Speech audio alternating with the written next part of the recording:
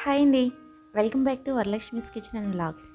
ఈరోజు వీడియోలో కేఎఫ్సి స్టైల్లో చికెన్ డ్రమ్ స్టిక్స్ ఎలా ప్రిపేర్ చేసుకోవాలో చూపించబోతున్నాను. కేఎఫ్సికి వెళ్ళే అవసరం లేకుండా ఇంట్లోనే సింపుల్గా ఎలా ప్రిపేర్ చేసుకోవాలో ఈ వీడియోలో చూసేద్దాం. దీనికోసం ముందుగా చికెన్ లెగ్ పీసెస్ తీసుకోవాలండి. ఈ విధంగా తీసుకున్న లెగ్ పీసెస్ను నీట్గా వాష్ చేసుకొని వీడియోలో చూపించిన విధంగా ఈ విధంగా స్లిట్స్ పెట్టుకోండి.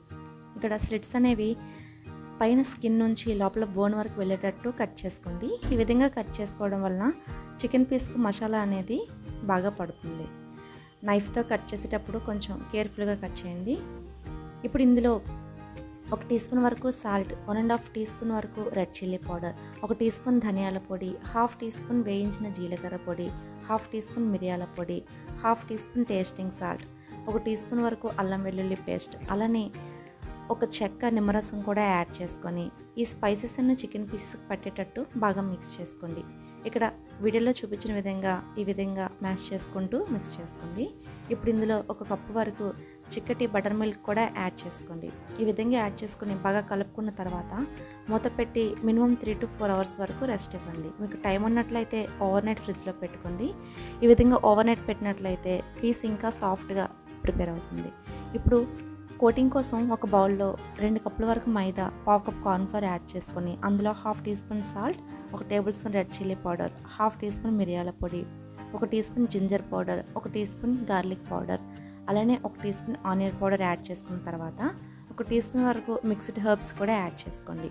ఇప్పుడు ఇందులో 1 టీ స్పూన్ బేకింగ్ పౌడర్ కూడా యాడ్ చేసుకోండి. ఇక్కడ బేకింగ్ పౌడర్ యాడ్ చేయడం వలన పైన లేయర్ అనేది క్రిస్పీగా రెడీ అవుతుందండి. ఈ విధంగా మిక్స్ చేసుకున్న తర్వాత ఒకసారి సాల్ట్ చెక్ చేసుకొని పిండిని పక్కన పెట్టుకోండి.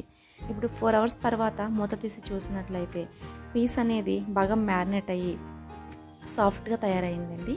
ఇప్పుడు ఒక బౌల్లో ఐస్ కోల్డ్ వాటర్ కూడా యాడ్ చేసుకొని మనం ముందుగా ప్రిపేర్ చేసి పక్కన పెట్టుకున్న పిండి కూడా రెడీగా ఉంచుకోండి.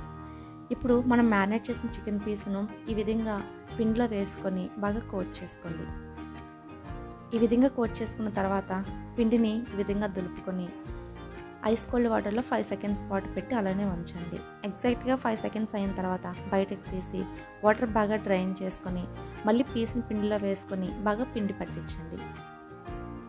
ఇక్కడ వీడియోలో చూపించిన విధంగా ఈ విధంగా ప్రెస్ చేసుకుంటూ కలుపుకోవాలండి. ఈ విధంగా ప్రెస్ చేయడం వలన పీస్కి కోటింగ్ అనేది బాగా పట్టి పీస్ యొక్క టెక్స్చర్ అనేది ఈ విధంగా ఫ్లేకీగా తయారవుతుంది. చూసారు కదండి, ఈ విధంగా బాగా తయారవడం వల్ల మంచి ఫ్లేక్స్గా ప్రిపేర్ అవుతుంది. అదే ప్రాసెస్లో రిమైనింగ్ పీసెస్ కూడా ప్రిపేర్ చేసుకొని ఒక ప్లేట్లో పెట్టి పక్కన పెట్టుకోండి. ఇప్పుడు డీప్ ఫ్రై కోసం స్టవ్ ఆన్ చేసి కడాయిలో డీప్ ఫ్రైకి సరిపడా ఆయిల్ యాడ్ చేసుకొని ఆయిల్ వేడైన తర్వాత మనం ముందుగా కోట్ చేసి పక్కన పెట్టుకున్న చికెన్ పీసెస్ను నెమ్మదిగా ఆయిల్లో యాడ్ చేసుకోండి.